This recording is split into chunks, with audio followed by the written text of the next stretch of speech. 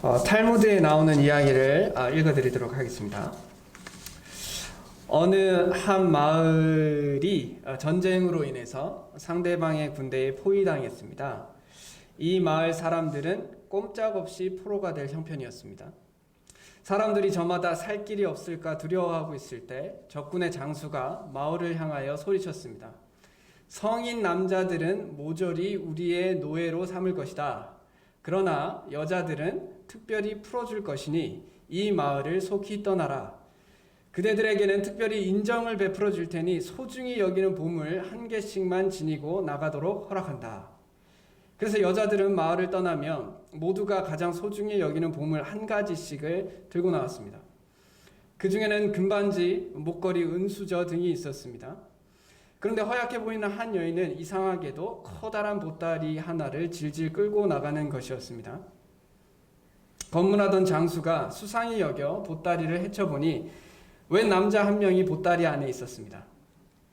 이건 누군가? 여인은 대답했습니다. 네, 제 남편입니다. 왜 그대는 명령을 어기는가? 둘 다 죽고 싶은가? 적의 장수가 위협을 가하자 여인은 간절하게 대답했습니다. 제게 가장 소중한 보물은 제 남편입니다. 명령대로 내게 가장 소중한 보물을 하나 지니고 나가는 것이니 나를 보내주십시오. 적군의 장수는 마음에 큰 감동을 하였습니다. 그 여인의 지혜와 남편에 대한 사랑에 감동하여 남편을 데리고 나가도록 허락했습니다. 제가 여러분들이 이렇게 반응할 줄 알았습니다. 전혀 공감이 안 되시죠? 가장 소중한 거 들고 가장 보물 들고 나가라고 하면 저희가 고난의 시기를 살아간다라고 얘기합니다. 특별히 코로나로 인해서 더더욱 그렇다라고 생각해요. 그리고 이 코로나 이전에 우리에게 있어서 가장 큰 고난이었다라고 생각해 보면 아마 IMF였을 것 같아요. 그냥 제 개인적으로요. 근데 그 IMF 때 가장 두드러지게 드러난 특징 중에 하나가 IMF 때 그 위기로 인하여 많은 가정이 깨어졌습니다. 많은 가정이 이혼을 했어요. 그리고 사실 이 코로나 상황에서도 코로나 이혼이라고 해서 또 이혼 가정들이 늘어가고 있다고 합니다. 우리가 위기를 맞으면 제일 이제 먼저 드러나는 것 중에 하나가 가정이 어떠한지가 드러나게 됩니다. 어쩔 수 없는 것 같아요. 이 위기라는 것은 이제까지 우리가 견뎌오던 어떤 상황들이 더 이상 견디기 어렵게 되어지는 상황이라고 말할 때 가정 안에서 우리가 참고 살아갑니다. 힘들지만 서로 견뎌가요. 근데 위기가 오면 더 이상 참지 못하게 되는 거예요. 그래서 이제 가정이 깨어지거나 나눠지는 것을 보게 됩니다. 그러나 반대로 위기를 이기는 힘도 사실 가정에서 와요. 미국에서 이제 대한민국이 IMF를 가장 빨리 회복했어요. 이때까지 IMF 가운데 있었던 모든 나라들 가운데 가장 빨리 경제적으로 회복되었습니다. 그 원인을 외국에서 이제 조사를 했는데 그 이유 중에 하나가 가정이다라고 얘기했어요. 끈끈한 가정의 연대다라고 이야기를 하였습니다. 저는 이 부분이 이 가정의 달을 맞아서 우리가 좀 생각해야 해 보아야 할 부분이라고 생각합니다. 우리가 이 시대를 살아갈 때 위기다라고 이야기를 해요. 이 시대는 참 고난의 시기이고 위기의 시기다라고 이야기할 때 그럼 우리가 준비되어져 가고 있냐라는 거예요. 어떤 위기가 닥쳤을 때 이 가정을 통해서 그 위기를 이겨내갈 마음의 준비를 해가고 있는가? 아니면 이 가정이 정말 이 위기를 이겨내갈 원동력이 되는 가치 있는 것으로 여기고 있는가에 대해서 생각해 볼 필요가 있다고 생각합니다.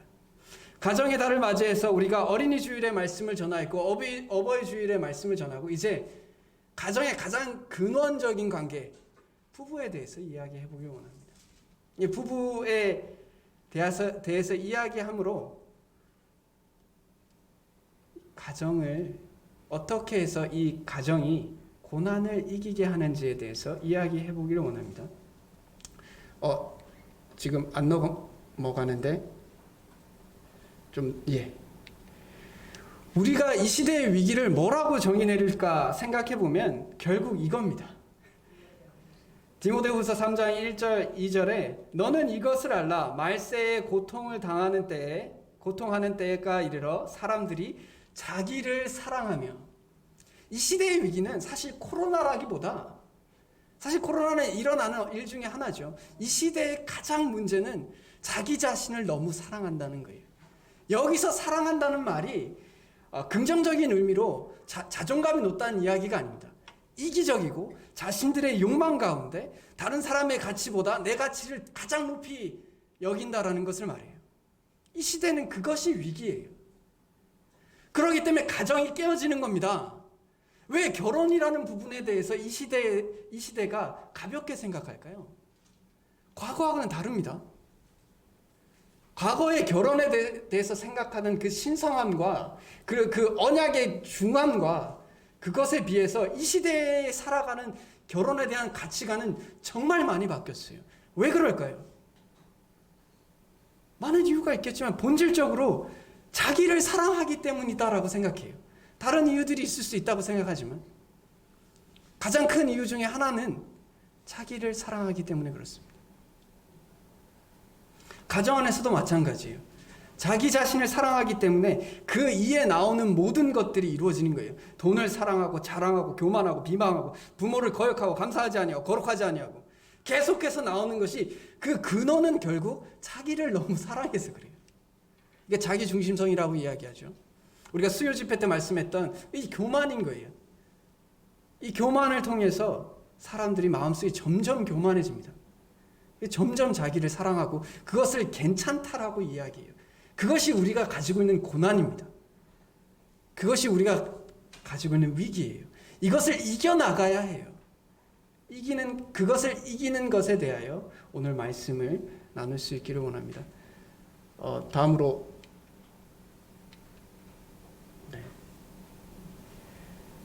베드로전서 3장 본문 말씀은 베드로전서 3장 1절에서 7절 말씀을 나누기 원합니다.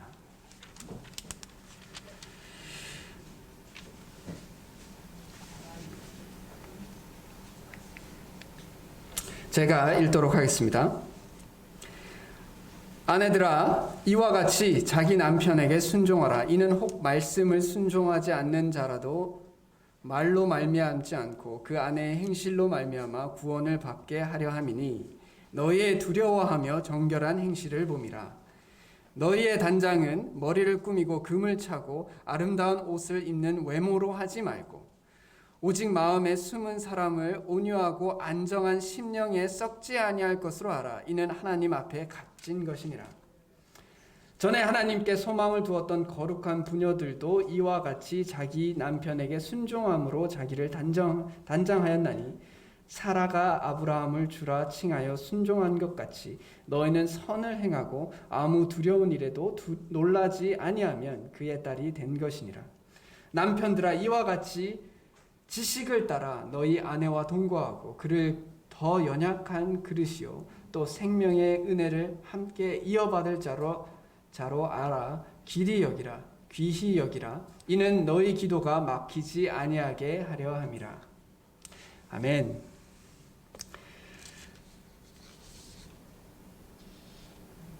이 말씀은 사실 베드로전서의 문맥을 보면 약간 좀 뜬금없는 구절이 나옵니다. 원래 베드로전서의 전체적인 문맥은 이 말씀과 일맥상통해요. 앞으로 다가올 고난을 잘 견뎌라 라고 이야기하는 거예요. 베드로전서의 전체적인 주제는 이때 당시에 이제 네로 황제의 이제 박해가 막 일어나고 있을 때예요. 그러다 보니 베드로가 이 다른 교회들에게 이 박해에 대해서 이 고난에 대해서 잘 견뎌라 라고 이야기하고 있습니다. 그러면서 제가 있어 매를 맞고 참으면 무슨 칭찬이 있으리요. 그러나 선을 행함으로 고난을 받고 참으면 이는 하나님 앞에 아름답다. 이를 위하여 너희가 부르심을 받았다라고 이야기합니다. 고난의 때에 어떻게 행할 것인가에 대해서 격려하기 위해서 베드로전서를 썼어요. 그런데 갑자기 아내와 남편에 대한 이야기가 나옵니다. 그 이유는요. 그 이유는 이때 당시에 많은 여성들이, 결혼한 여성들이 예수 그리스도를 주로 시인을 하고 구원을 받습니다. 근데 남편들이 안 받아요. 아직 구원을 받지 않은 상태입니다. 그리고 그때 당시에 여성의 지위는 남편의 결정에 의해서 좌지우지 될 수 있는 소유물과 같은 존재였어요. 그러다 보니까 남편의 종교가 그 가정의 종교가 되어버립니다. 그러다 보니 자신이 믿는 것에 대하여 박해를 받게 됩니다. 특히 믿는 남편에게요. 그래서 가정 안에서의 고난을 잘 견뎌 나가라고 이야기를 하고 있습니다. 그리고 이것은 하나님을 믿지 않는 배우자에게만 국한된 말씀은 아니다라고 생각합니다. 우리가 상대적으로 생각하기를 하나님을 믿지 않는 배우자와 함께 했을 때 어려움이 있을 수 있다고 생각해요. 있다라고 생각합니다. 그러나 하나님을 믿는 가정에서도 어려움은 있습니다. 그러나 그 문제를 해결해가는 방식은 하나님을 믿지 않는 배우자를 가진 가정과 하나님을 믿는 가정과 같다라고 생각합니다.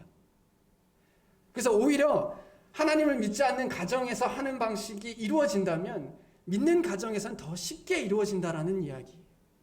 그러니까 우리가 기억해야 될 것은 결혼 생활이 고난이 될 수 있습니다.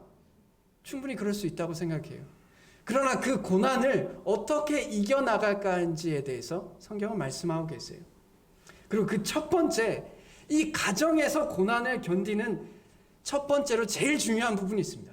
이것이 시작점이에요. 그것이 뭐냐? 이 결혼의 가치를 절대적으로 여기는 겁니다. 이 결혼의 가치가 얼마나 소중한 것인지, 가정의 가치가 얼마나 소중한 것인지 깨닫는 거예요. 이걸 깨닫지 못하면 방법이 없습니다. 그리고 이건 당연한 거예요. 공부의 가치를 아는 사람은 공부를 합니다. 일의 가치를 아는 사람도 일을 해요. 운동의 가치를 아는 사람도 운동을 합니다. 근데 가정의 가치를 모르는 사람은 당연히 가정을 잘 가꾸지 않겠죠. 성경에서 가정의 가치에 대해서, 부부간의 가치에 대해서 굉장히 높은 수준의 책임을 구하고 있습니다. 성경에서 마태복음 19장 6절에 보면 그런즉 이제 둘이 아니요 한 몸이니 그러므로 하나님이 짝지어 주신 것을 사람이 나누지 못할지니라 하셨어요. 이게 결혼에 대한 하나님의 원칙적인 마음입니다. 이혼은 안 된다. 하나님께서 짝지어 주신 것은 어떤 고난이 있을지라도 계속해서 인내하고 고난을 추구해야 간다라는 것을 이야기하고 있습니다. 근데 마음속에 또 다른 말씀이 있습니다. 말라기 2장 16절에 이건 새 번역인데요. 나는 이혼하는 것을 미워한다.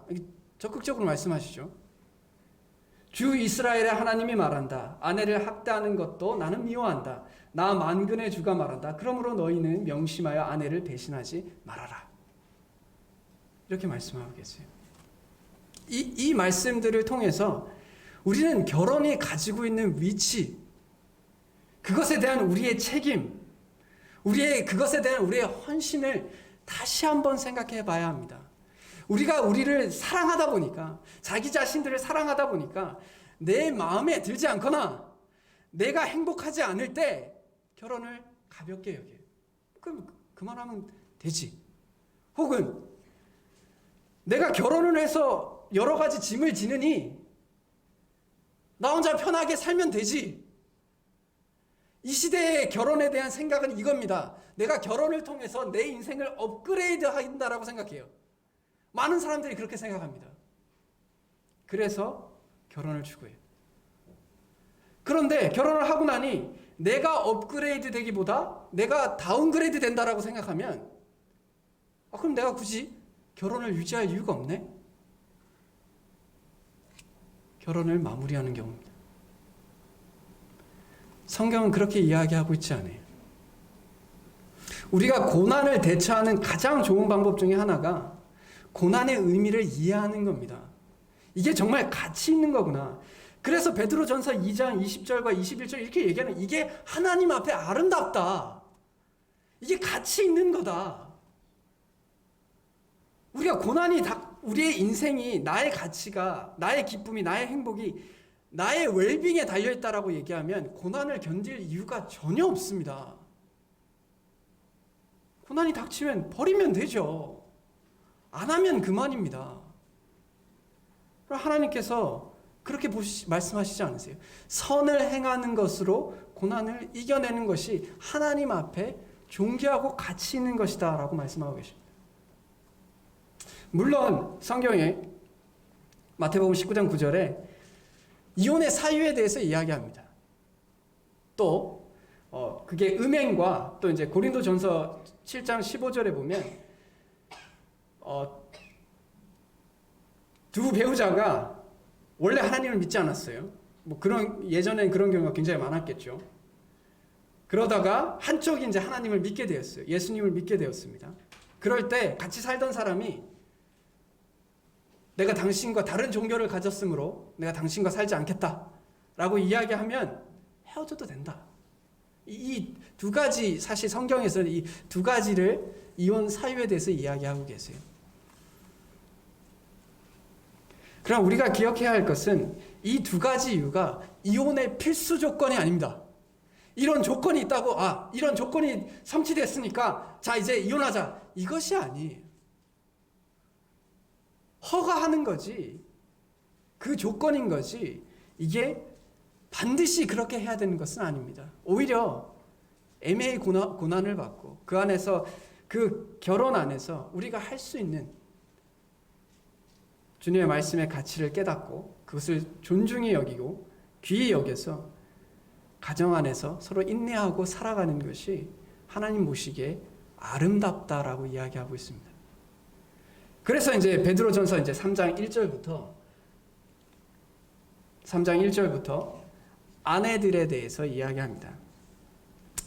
제가 오해하지 않기를 바라는 것은 사실 보면 아내에 대해서는 6절에 대해서 이야기하고 남편에 대해서는 한 절만 이야기합니다. 그래서 이제 자매님들께서 약간 이게 뭔가 우리만 왜 이렇게 고생해야 되나 이렇게 생각하실 수 있을 거라고 생각합니다. 그런데 이 말씀의 취지는 사실 이때 당시에 여성이 처해져 있는 상황들이 훨씬 많았어요. 그리고 상대적으로 여성이 받는 핍박이 훨씬 많았습니다. 왜냐? 그때 당시 문화는 남자가 구원을 받았을 때는 여자는 자연스럽게 따라올 수 있는 상황일 수 있었어요. 진심으로 구원을 안 받을 수는 있겠지만 이 가정에서, 이 가정의 종교는, 진리는 그리스도다라고 했을 때 아내가 마음에 들지 않아도 따라오는 문화였어요. 그렇기 때문에 이 7절에 그렇게 많은 것을 이야기하지 않았습니다. 그러나 원칙에 대해서 이야기하고 있죠. 그래서 3장 1절에서 6절까지의 말씀을 통해서 우리가 이 부부 간에, 남편 간에, 그리고 남편과 이제 아내 간에 어떻게 갈등들을 해결해 가고 결국 이 고난을 해결해 갈 수 있는지에 대한 분별은 결국 첫 번째, 아내에게 있어서 남편을 순종하라라는 겁니다. 남편에게 순종하라. 교회 안에서 참 많이 들은 말이죠. 아내들은 남편에게 순종하라. 그러나 이 말씀이요, 아내를 차별하는 말씀은 아닙니다. 왜냐하면 남편에게 주어진 말씀을 나중에 보겠지만 같은 무게입니다. 사실 어떻게 보면 에베소서 5장의 말씀처럼 어떻게 보면 남편에게 주어진 순종이, 하나님 말씀에 순종하는 것이 더 무거울 수도 있다라고 생각합니다. 항상 그렇지는 않겠지만요. 그래서 이게 요즘 시대에 누가 누구에게 순종한다는 것은 마치 이제 서열과 관련된 이야기를 하는 것처럼 보여지지만 사실은 남편과 아내 모두 서로에게 순종해야 하는 겁니다. 서로가 사랑해야 하는 겁니다. 각자의 역할들을 버리면 원래부터 어려운 거예요. 아내는 아내의 역할을 하고 남편은 남편의 역할을 하는 겁니다. 요즘 시대에 이제 다른 것에 대해서 굉장히 불편해하는 시대를 살아가고 있습니다. 다른 것과 틀린 것이 굉장히 혼재되어 있어요. 헷갈립니다. 다른 것을 틀렸다라고 얘기하고 틀린 것을 다르다라고 이야기하는 시대를 살아가고 있습니다. 남자와 여자는 달라요. 이것에 동의가 되십니까? 어쩔 수 없어요. 달라요. 아니 이게 안 달라? 아니 남자와 여자가 안 다르다면 도대체 어떤 부분이 같다는 건지에 대해서 다르단 말입니다. 그러면 그 다른 것에 대해서 다르게 대할 수 있어야 된다고 생각해요. 근데 그것을 이제 같게 대해야 한다라고 이야기하면 좀 문제들이 생기기 시작합니다. 반대로 틀린 게 있는데 그걸 다르다라고 이야기하는 것도 문제예요. 동성애의 문제가 그런 부분이 될 수 있겠죠. 낙태의 문제가 그런 부분이 될 수 있을 거라고 생각해요. 틀린 건데 이건 다른 거다. 그러니 우리가 용납해야 된다라고 이야기합니다. 그렇게 해서 가정들을 깨어가요. 그렇게 결혼들을 깨어간다라고 생각합니다. 그래서 남편이 사랑받는다고 느낄 때 언제든가요. 남편이 사랑받는다라고 느낄 때는 제 개인적으로 아내가 저를 믿어줄 때, 제 말에 신뢰할 때입니다. 그럴 때 저는 참 제가 사랑받는다고 느껴요. 성경에서 그 원칙을 이야기해주고 있습니다. 유독 그래요. 제가 그 결혼 상담에 대해서 배울 때도 남성에 대해서 접근하는 방식과 여성에 대해서 접근하는 방식이 달라요. 그게 흙과 백처럼 다르다는 이야기보다 경향성이 그렇습니다. 그래서 남성이 사랑받을 때에 대한 감정과 여성이 사랑받는 데 대한 감정이 달라요. 다르게 접근해야 한다고 생각합니다. 그리고 이 말씀에서 우리가 이 베드로전서 3장 1절에 대해서 이야기하는 말씀은 말로만 그렇게 하지 말라는 거예요. 우리가 남편에게 순종한다는 것, 남편을 사랑한다는 것은 말로만 그렇게 해서 하는 것이 아니라 행동으로. 그래서 여기서 말씀하는 것처럼 그 아내의 행실로 말미암아 구원을 받게 하렵니다. 믿지 않는 남편들이 아내가 이렇게 행동하는 것을 통해서 이 아내가 믿고 있는 신이라는 존재가, 하나님이라는 존재가, 예수님이라는 존재가 어떤 분인지 깨닫게 하여야 한다라고 이야기합니다. 이것은 믿는 가정도 마찬가지예요. 믿는 가정에서도 아내가 그 남편과의 갈등을 해결하는 방법은 그 남편을 섬기는 방법이 답이다라고 생각합니다. 남편분들께서는 긴장을 늦추지 마세요. 나중에 가서 더 이야기할 겁니다. 남편분들의 책임이 있어요. 아내의 책임에 대해서 이야기합니다. 그리고 이것은 이런 거라고 생각해요. 우리가 하나님을 우리의 삶 가운데 만약에 박해가 있다라고 가정해 봅시다. 북한처럼 혹은 중동처럼 박해가 있다라고 생각해 봅시다. 그럼 그런 박해가 있으면 우리가 하나님을 하나님이 아니다라고 이야기하실 거예요. 박해가 있을 때는 예수님은 잠깐 저의 주님이 아닙니다 라고 이야기하실 겁니까? 우리가 그것을 끝까지 믿음을 지켜나가는 것을 우리가 서로 권면할 겁니다. 마찬가지예요. 결혼에 대해서도 하나님께서 이것을 가치 있게 여기기 때문에 우리에게 배우자를 힘들게 하려고 하면 얼마나 많이 힘들게 할 수 있을까요? 정말 고통스럽게 만들 수 있다고 생각해요. 그걸 뉴스에서도 보고 우리의 삶 가운데서도 볼 수 있다고 생각해요. 배우자가 내 자신을 정말 모멸감을 느끼고 고통스럽게 만들려고 하면 그럴 수 있어요. 정말 박해를 당하는 것처럼 그렇게 할 수 있습니다. 근데 그럴 때 우리는 계속해서 하나님 앞에 순종함으로 모든 말씀을 순종하라는 것이 아니라 하나님 말씀 안에서 순종해 갈 때 배우자의 마음이 변할 수 있다는 거예요. 그렇게 믿음을 가지고 하나님을 의지하고 나아가라라고 얘기합니다. 그래서 3장 2절과 4절에 정결한 행실을 보는 것을 통해서 주위의 사람들이 영향을 받는 거예요. 그게 믿는 사람이든 믿지 않는 사람들이 영향을 받습니다. 마음의 양심에 가책을 느껴요. 그리고 도대체 내가 이렇게 했는데 어떻게 저 사람은 나에게 이렇게 행동하지? 나에게 이렇게 선을 베풀지? 라고 했을 때 자기 자신에 대해서 돌아보고 절대적인 존재에 대해서 고민을 할 수밖에 없습니다.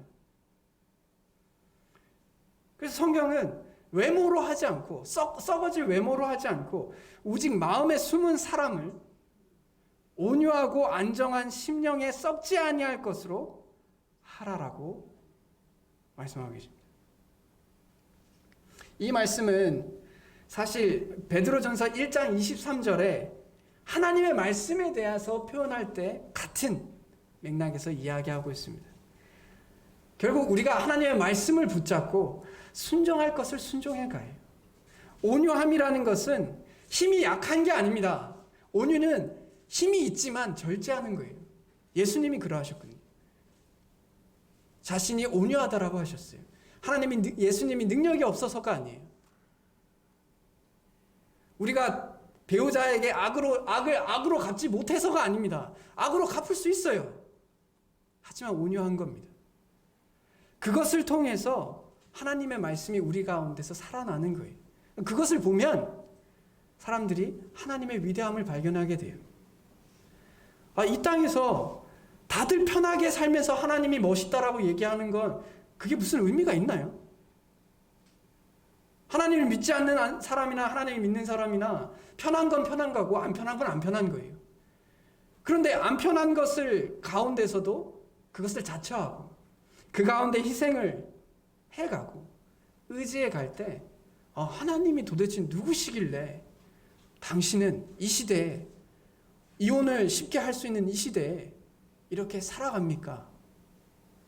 배우자부터 의문을 가지겠죠. 도대체 왜 이러지? 하나님을 발견하게 되는 겁니다. 우리가 믿는 가정 가운데 이런 일들이 일어난다면 회개할 거라고 생각해요. 하나님이 어떤 존재구나. 물론 이게 1 더하기 1 해서 2가 나오는 것처럼 항상 이렇다는 것이 아닙니다. 우리가 할 수 있는 일을 해갈 때 또 하나님께서 은혜를 베푸실 때 은혜를 베푸실 줄로 믿습니다. 그리고 우리가 언제부터 결과가 있어야지만 그 일을 합니까? 우리가 언제부터 좋은 일이 나에게 있기 때문에 그 일을 합니까? 옳은 일이기 때문에 그 일을 하는 거죠. 요즘 세대 약간 그게 두려워요. 나에게 어떤 좋은 결과가 있으면 내가 그걸 하겠다. 아닙니다.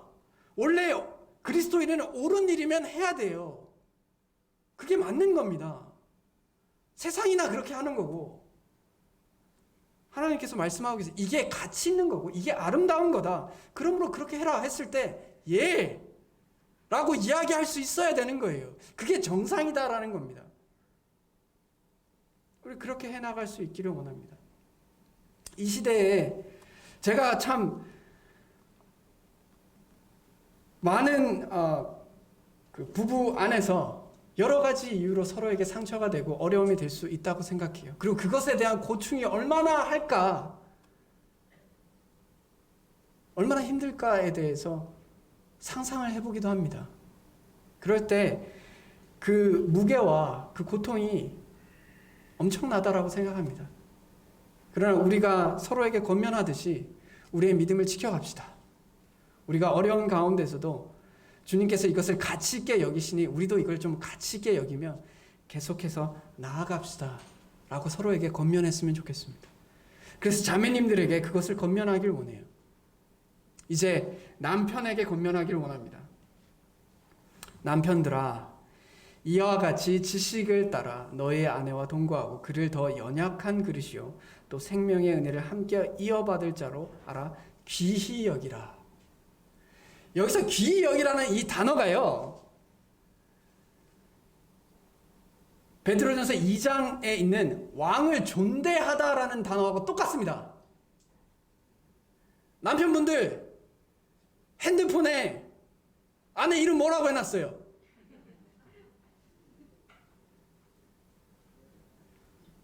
기왕이면 나의 여왕님,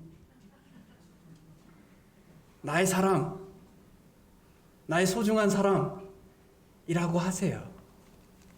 전화 올 때마다 핸드폰에 내가 잊어버렸던 사실을 다시 기억나게 하십시오. 하나님께서 남편에게 주신 것은 아내를 존귀하게 여기라는 겁니다.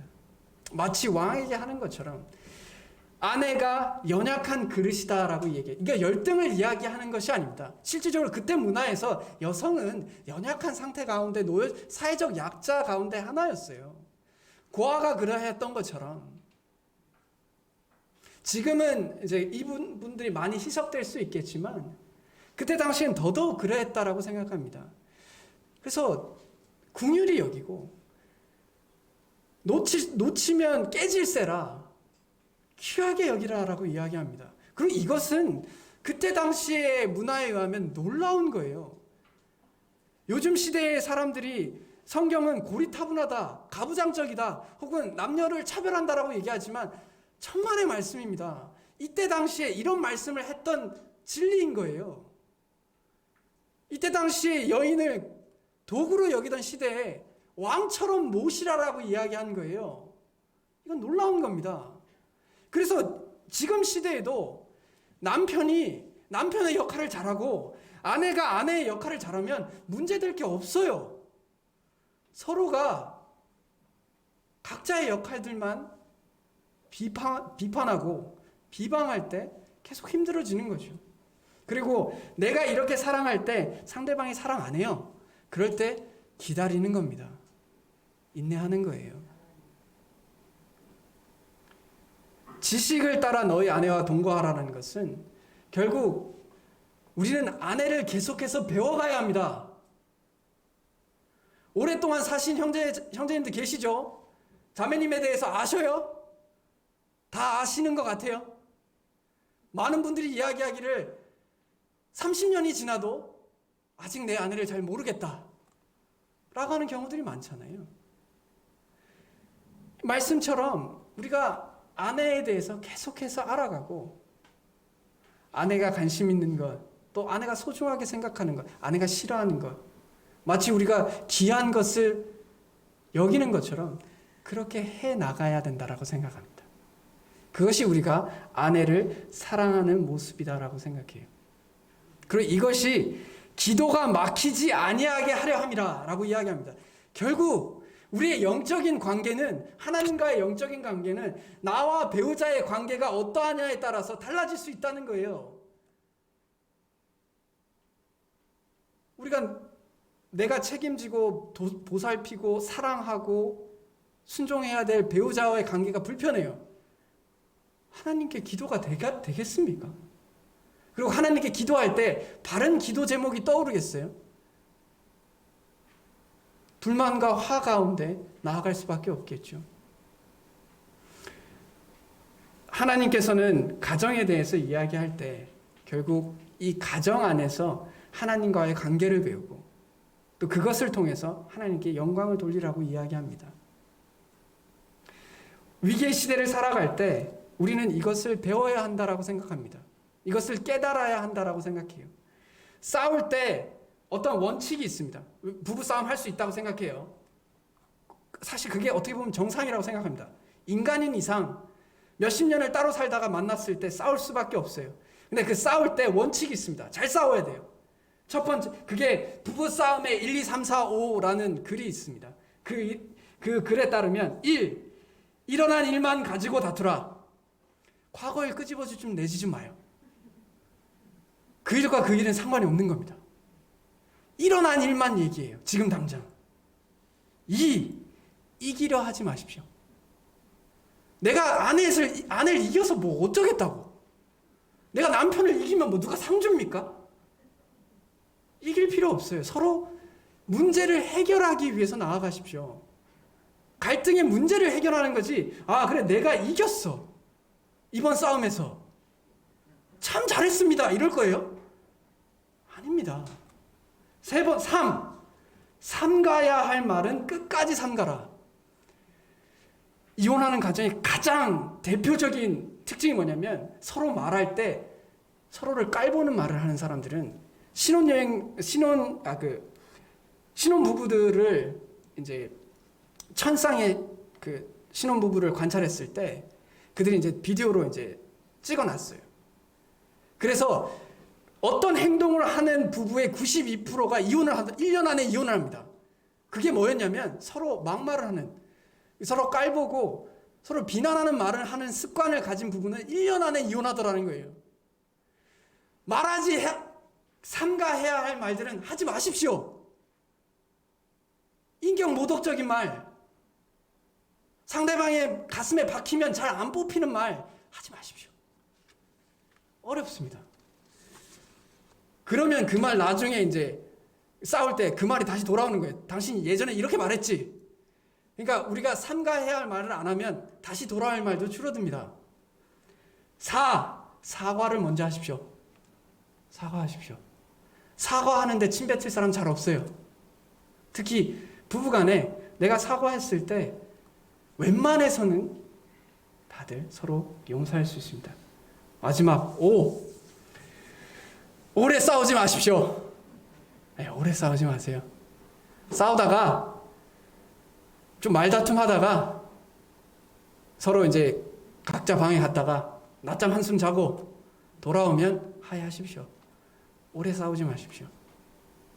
우리가 이렇게 이 위기의 시대를 살아갈 때 서로를 사랑한다라고 자기 자신을 사랑하는 이 위기의 시대를 살아갈 때 우리가 기억해야 할 훈련법이라고 생각해요. 부부가 싸워갈 때 이 원칙들을 지켜갈 수 있었으면 좋겠습니다. 이것뿐만 아니라 가정의 소중함을 깨달으면 이 가정을 유지하고 이 가정 안에 하나님의 영광이 있기 위해서 내가 할 수 있는 일들에 대해서 고민해 보시기를 바랍니다. 그 고민들을 통해서 하나님께 영광이 되고 하나님이 기뻐하시는, 하나님이 아름답다라고 말씀하시는 고난의 시기를 감당할 수 있었으면 좋겠습니다. 다 같이 기도하겠습니다. 하나님 아버지 은혜를 감사합니다. 저희에게 주신 말씀을 통해서 결혼을 한 자나 그리고 결혼을 할 자들이나 우리가 기억해야 할 원칙들을 깨닫게 하여 주시기를 원합니다. 주님, 하나님께서 우리에게 가장 존귀한 가치 되심으로 주님께서 원하는 것이 또 주님께서 존귀하게 여기는 것이 우리에게도 존귀하기를 원합니다. 하나님께서 결혼에 대해서 이 가정의 존귀함을 말씀을 통해서 선포하셨을 때 우리 역시 그렇게 여기게 하여 주셔서 이 가정을 아끼고 또 소중히 여기고 이 가정을 통해서 고난을 이겨나갈 원동력을 얻을 수 있도록 하나님께서 은혜를 베풀어 주시길 원합니다. 혹 참 고난 가운데 있을 때 주님께서 은혜를 베푸셔서 이 고난을 감당할 수 있는 힘과 능력 주시기를 원합니다. 남편과 아내 서로의 다름을 인정하고 서로가 사랑받는 방식으로 서로 사랑할 수 있도록 도와주시고 그러므로 가정으로 한 마음으로 한 몸이 되어 하나님께 영광 돌릴 수 있는 저희들 되게 도와주시길 원합니다. 주님, 이 시대는 참으로 자기 자신을 사랑하는 시대입니다.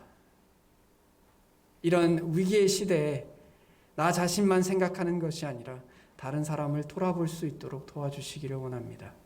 그러므로 겸손한 가운데 교만을 이겨내는 저희들 되게 도와주시길 원합니다. 이 모든 것을 우리 주 예수 그리스도의 이름으로 기도드렸습니다. 아멘.